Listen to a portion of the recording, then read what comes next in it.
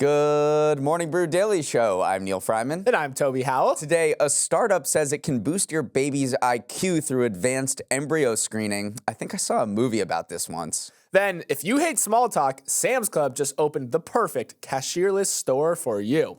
It's Monday, October 21st. Let's ride.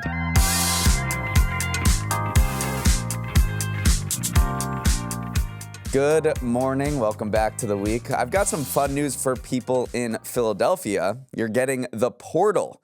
After wrapping up a viral stint in New York City in September, the art installation that gives you a peek into other cities got driven down the turnpike and will be turned on in Philadelphia's Love Park sometime this week, allowing Eagles fans to draw with strangers in cities across the world. Toby, what is your over-under on how long this portal lasts in Philly? If we know anything about Philadelphia is that this will end so poorly. The story that immediately comes to mind for me is the poor tale of Hitchbot, the hitchhiking robot that was supposed to be this experiment in human kindness. It made several cross-country trips across countries like Canada, the Netherlands, Germany. No issues.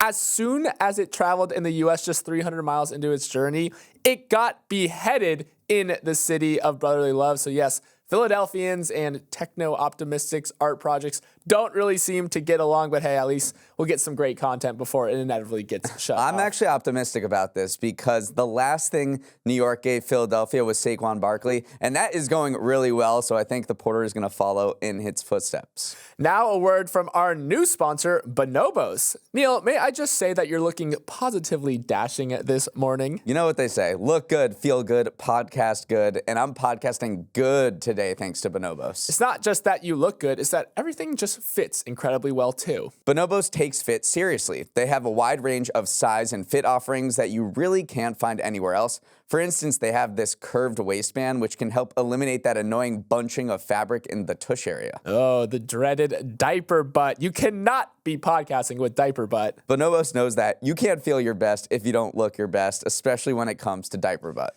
You can find your fit at your nearest Bonobo store or head to bonobos.com and use the code BREW20 for 20% off your order. Cuba is struggling to turn the lights back on 4 days after power shut down across the island, a crisis stemming from the country's Jurassic-era energy infrastructure and dire economic situation. And then to make matters worse, Hurricane Oscar made landfall on Cuba yesterday evening, compounding the misery with heavy rains. As of this morning, millions of people remain without power. Here's what happened. Midday on Friday, Cuba's largest power plant shut down, crashing the national power grid and causing schools and all non-essential public services to close. Even streetlights in the capital of Havana stopped working. Rolling blackouts are not rare in Cuba, but they typically lasted a few hours. This island-wide grid failure is unprecedented in modern times outside of hurricane-inflicted disasters. Yeah, the problem, or one of the many problems, is that to supply its electricity grid, Cuba depends on 8 rickety power plants that are nearly a half a century old and have received no maintenance in as much as 15 years, an energy expert told the New York Times. And not only are they prehistoric, these plants are kept running by crude oil, and Cuba has a major deficit of 80,000 barrels a day. This blackout sits at the confluence of multiple crises: underinvestment in energy infrastructure, a decline in fuel imports, U.S. sanctions, and the pandemic that sent Cuba to its worst economic downturn in decades. Yeah, let's talk about that crude oil deficit. So Cuba produces 40,000 barrels of fuel a day, but it consumes 120,000. That shortfall used to be made up by its allies, Venezuela, most of all, and then also Russia and Mexico. But Venezuela has dramatically reduced its fuel shipments to Cuba. At its peak a few years ago, it was sending 130,000 barrels a day. Data shows that's decreased to just 25,000 to 30,000 barrels a day. Venezuela is dealing with its own economic crisis, and so it needs to sell its oil to make a lot of money, and it's not doing this to help Cuba anymore. So the fact that these plants are 50 years old, they are out of a prehistoric era, energy experts say, that is leading to any sort of break in this grid is going to crash the entire thing. Yeah, so it used to get a ton of barrels from Venezuela, and a lot of people thought that, okay, Venezuela is going through its own economic crisis. Maybe Russia will step in to help, but Cuba is just not as big of a priority as it once was for Russia, especially because Russia is very resource constrained right now, given that they're fighting a war. Cuba has just had a rough one economically recently, though. They had this potential thawing of tension with the U.S. during the Obama administration. Obama tried to normalize some of those relations after a lot of decades of hostility, but then the Trump administration kind of re-upped all those sanctions once more. And then as soon as Cuba's burgeoning tourism industry started taking off, it got hit with the pandemic. So it's just been hit with economic roadblock after economic roadblock, which is why it's in such dire straits. Because even though they are importing barrels from Venezuela and getting them at a slight discount, it still costs about $600 to $700 million a year to make up that deficit in crude oil that they need to power their electricity system. So those are just, we call it a confluence of a lot of crises, and those are the main ones that it's facing. Meanwhile, Cuba is also suffering a massive depopulation and brain drain. I remember a few months ago, a startling stat came out from the National Statistics Office. Between 2022 and 2023, more than 1 million people, which is 10% of its entire population, left the country. So people are just fed up with what's happening there economically, and they're just trying to get out, a decent amount to the United States. So we'll see what's happening in Cuba. They've tried 4 times to get this power back on just in the past weekend, and each time they encounter difficulties. We'll see what happens, whether there's any social unrest too, because the last time there was a big power outage back in 2021, it led to street protests and a little unrest among the population. There have been signs of some small protests, but that is something foreign policy watchers will be looking at to see whether the people start protesting because the government can't do its function of giving people electricity. Sam's Club has long been the little brother to the giant that is Costco, but it just opened its first new location in 7 years, and like most overshadowed little brothers do, it is trying extra hard to make a name for itself. The new Sam's Club doesn't have any checkout lanes and will officially be its first ever all-digital store. The new store is in Grapevine, Texas, and is actually a reopening after a tornado tore through the Dallas location nearly 2 years ago. The fresh start led to a fresh store concept. You ring your items up via the store's mobile app, then walk out through AI-powered blue arches that confirm what you have in your shopping cart. No checkout lines, no cashiers, just high-tech vibes. Neal, Sam's Club sees this as a guinea pig for future tech-forward locations. Is this how it can chase down top dog Costco? We'll see. I mean, technology coming into stores has not always been embraced by consumers. Self-checkouts had a rocky rollout. We know what's going on with CVS and Walgreens locking things behind barriers. So whenever new tech comes into a store, I think people are a little wary. Sam's Club says that it's been testing a lot of these technologies in its clubs around the country. So it's pretty confident that people are already enjoying and using this technology. But it is interesting to go full, no checkout in such a large-scale format. We've seen Amazon and other retailers use this kind of technology in sort of smaller urban retail locations, but to do it in a store that has over 100,000 square feet in a suburban location for something as big as a warehouse club where people are going and shopping in bulk is a very interesting experiment. Sam's Club has been pushing down the tech rabbit hole for a while now, though. It has this feature in its app called Scan and Go, which is you literally scan items, barcodes as you shop. They add it to your virtual cart, much like you're shopping online. Then when it comes time to check out, you can just bypass the checkout line, show a sales associate that you've paid, and be on your merry way. This new location doesn't even have the cashiers anymore, so there's no line to bypass. You just immediately walk out. People have specifically loved that. It's been very convenient. I read some of these articles of people going there and saying, this is the way to shop. You feel so much better just being able to skip that long line.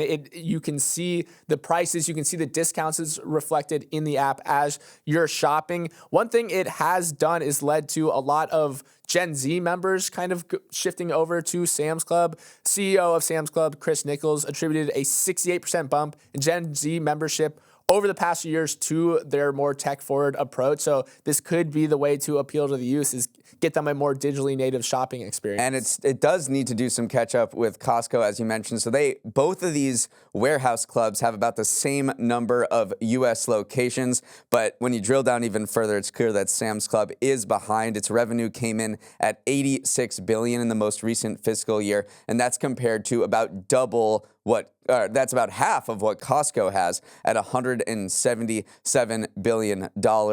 Sam's Club is on a big expansion drive now. After closing more than 60 stores in 2017, they want to grow their location numbers by 30 by 2030. So we'll see whether they contain this level of technology or if there's more of a piecemeal approach when they open up these new locations.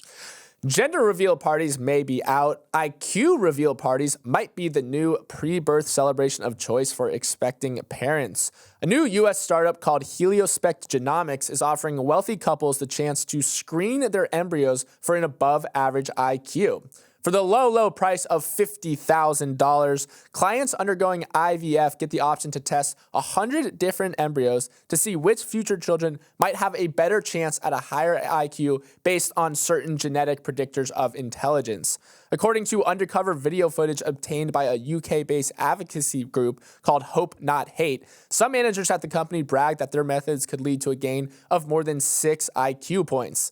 Now, in case you haven't guessed by now, this is highly controversial. Experts say experimental genetic selection techniques represent an ethical minefield. Katie Hassan, an associate director at the Center for Genetics and Society in California, told The Guardian that one of the biggest problems is that it normalizes the idea of, quote, superior and inferior genetics. Neal, this is an ethical minefield, but it looks like Pandora's box has been opened when it comes to these gene selection companies. It is also a sci-fi movie because this is similar to the plot of Gattaca, which is a 1997 film, and you have this genetically enhanced upper class and a naturally conceived lower class, and there's much stratification in society. So your mind, when you think about who could possibly pay $50,000 to boost their kid's IQ, it could lead to that sort of result and many other sort of ethically dubious things that could happen in the future. But this is happening. I mean,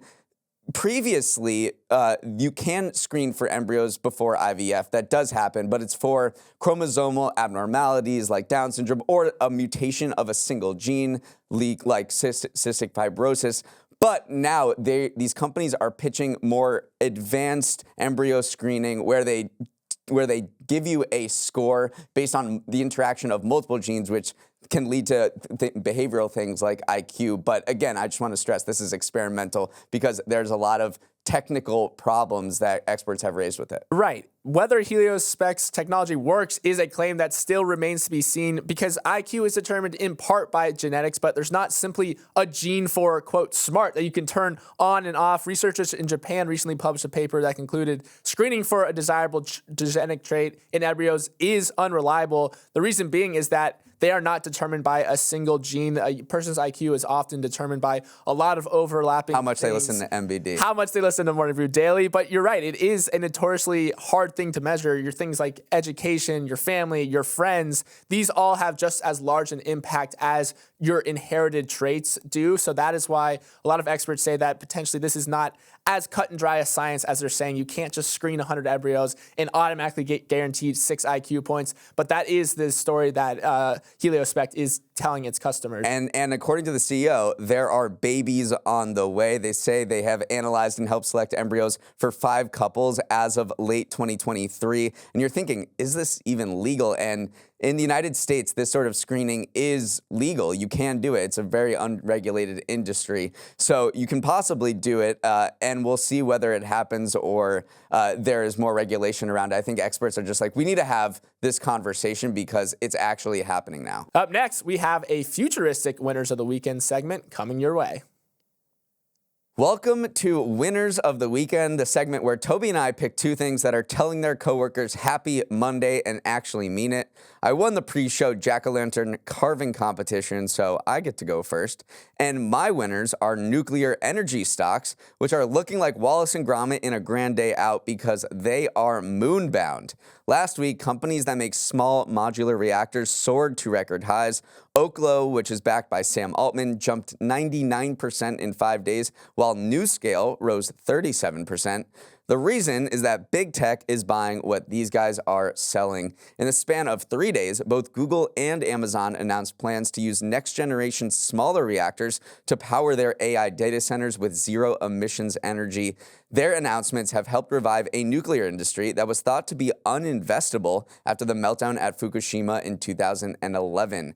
Now, in a twist of fate, there's talk of a nuclear renaissance thanks to AI's need to guzzle more energy than our grid has capacity for. Toby, there's still a long way to go before these smaller reactors even get built and the technology remains unproven, but clearly investors think that big tech projects are a game changer. For a long time, investors were just super against and wary about financing these smaller reactors, even though they were promising. It was just such a risk. And so a lot of people just rather would go opt for the safer, more efficient, large-scale nuclear reactors. But the concern about the industry's record of delivering these projects kind of rested on the fact that there was a high interest rate environment. There was a shortage of customers willing to actually pay for these. But look what's happening now. Interest rates are coming down. Now, all of big tech wants their own personal nuclear reactors to play with. So there's plenty of willing customers. So the big question, as you said now, is if they can actually deliver these smaller scale nuclear reactors, because right now a lot of contracts are signed, but not a lot of reactors are actually been built, and actually zero reactors. Zero, and they're not even in the pipeline. No small reactor projects have even begun construction in the U.S., and you look at all the capacity waiting to connect to the grid in terms of energy breakdown. Solar, wind, and battery storage account for 95% of that, while nuclear makes up less than 1%. A private company that did a deal with Amazon, X Energy, was actually supposed to go public a few years ago via SPAC, a special purpose acquisition company, and they had to pull it because they cited market conditions weren't good. So there's been fits and starts here, but these companies were all looking for that first customer that would be willing to pay the high cost to build the first reactor. And it looks like Amazon and Google are saying, I'll be that. And then the final tailwind, too, is that the U.S. government is putting a lot of momentum, a lot of dollars behind funding these things, because their main concern is if Russia and China build this big lead on this small reactor front, then it could make them the leaders in the nuclear sector, which by proxy could make them the leaders in the artificial intelligence sector. So you are seeing a lot of federal funding, too, that are going into supporting these projects. My winner of the weekend is second chances, because after a rocky start to life on the roads, self-driving cars are beginning to win people over. Despite Tesla's flashy robotaxi unveiling last week, it's Waymo that is currently the leader in the clubhouse. It's now providing more than 140,000 paid rides a week across LA, Phoenix, and its largest market, San Francisco. And people are actually really starting to like the experience.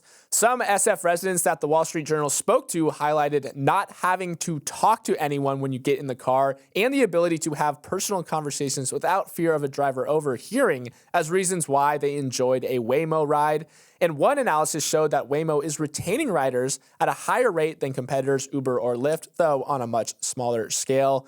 Neal, people used to hate self-driving cars, even going so far as to set them on fire or block their sensors with cones, but now they seem to like them. Yeah, it just seemed like people need more time to get comfortable in these self-driving cars. It can be a little intimidating getting into a car without a driver for the first time, and there have been high-profile mishaps where a bunch of Waymos get together at an intersection for whatever reason and stall out and block emergency vehicles from getting where they need to go. So those incidents have gone viral and had turned the public against self-driving cars, but now people in San Francisco are getting in them and they're saying, wow, this is so great that there's no driver. I can have a personal conversation. What happens in a Waymo stays in a Waymo. And I think the novelty is delighting people instead of scaring them off. Right. They actually talked to some of the riders, and another feedback that they had was they liked it better than a human driver, because human drivers can be erratic and can be stressful to be in a car. Everyone's had maybe an Uber driver or two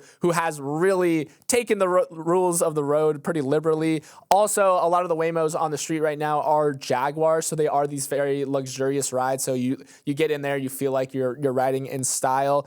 A lot of these driverless car companies have said that the biggest hurdle that they have faced is just getting people to take their first ride, because if you can get people to take their first ride, they do begin to start to like the experience, citing all the reasons that we have today. So that Waymo is on this big marketing push right now to say like, hey, just give us a shot here, give us a chance. I think you'll like what you see. Right. So you can actually order a Waymo. If you're in San Francisco, you can. And I can see that helping maybe the tourist industry a little bit there because, maybe I'm deciding about places where to go for a vacation for a few days, a weekend getaway.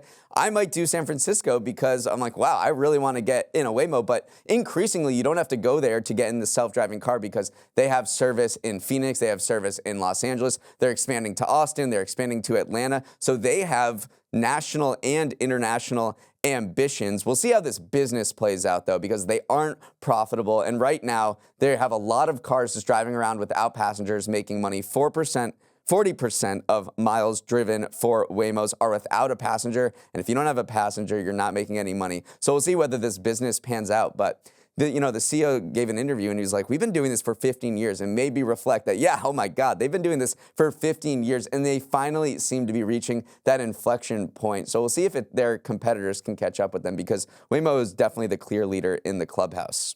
It is Monday, and as per tradition, we close out the show with a preview of the big events in the coming week.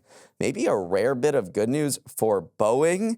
The 5-week strike that has cost the company more than $1 billion could end this week, and that's because Boeing and its machinists union agreed to a new contract proposal that includes a 35% pay increase over 4 years, as well as bigger 401k contributions and a higher signing bonus.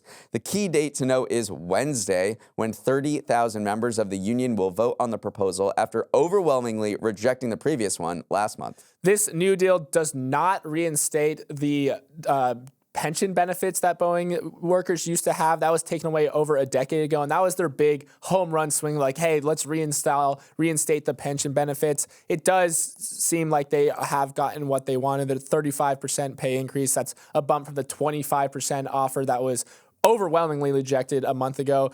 The big thing here, though, is if the deal gets done, the contract gets ratified on Wednesday, that is just a huge win for new CEO Kelly Ortberg. He wants to start off on the right foot, and the best way to do that is to end this crippling strike.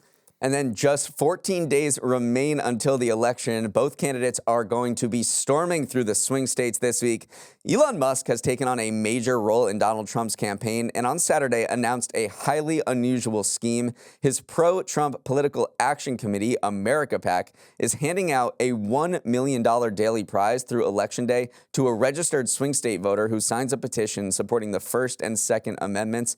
It is a strategy that has election experts questioning whether it violates a law that bans linking a cash handout to signing a petition that requires a person to be registered to vote. Yeah, this is a very highly unusual strategy. It has election law experts pretty split on whether it is unlawful or not. But with Elon, he often aims second, shoots first with these sort of things. Historically has not been afraid of running afoul of certain laws, but this close to the election, it feels like it's hard to make the case that he's doing anything other than incentivizing people to go out to vote. So I do think this is not the last we've heard of the legal murkiness around this particular tactic. And according to one campaign finance lawyer, you can't give something of value to people in exchange for them voting or registering to vote. And he's saying these people are already will be registered to vote, but you may be incentivizing to get them to register to vote through this $1 million prize. But yeah, Elon Musk has taken on a very visible role through his being a surrogate for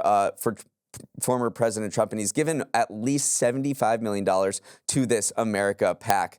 In the corporate world, there's a full slate of earning reports, including Tesla, speaking of Musk, Boeing, speaking of Boeing, General Motors, Verizon, AT&T, IBM, Coca-Cola, American Airlines, and Southwest Airlines. It's going to be a feast. A veritable buffet. I'm excited for pretty much all of them. I do want to see Coca-Cola too, because we talked about PepsiCo and some of their tactics to win back consumers via their moreflation approach to snacks. So I do think Coca-Cola is in that same bucket. I want to see how they're kind of reacting to this new post-inflationary environment. And finally, in sports, the World Series that MLB dreamed about has come true. Shohei Ohtani and the Dodgers are going to face Juan Soto and the Yankees in a star-powered major market showdown starting Friday. Major market is right. You have the two major markets in the U.S., Los Angeles and New York City, but then you also have the third major market when it comes to baseball, which is Japan, who will be tuning in to watch Shohei Ohtani. So I think this could be the most watched World Series ever.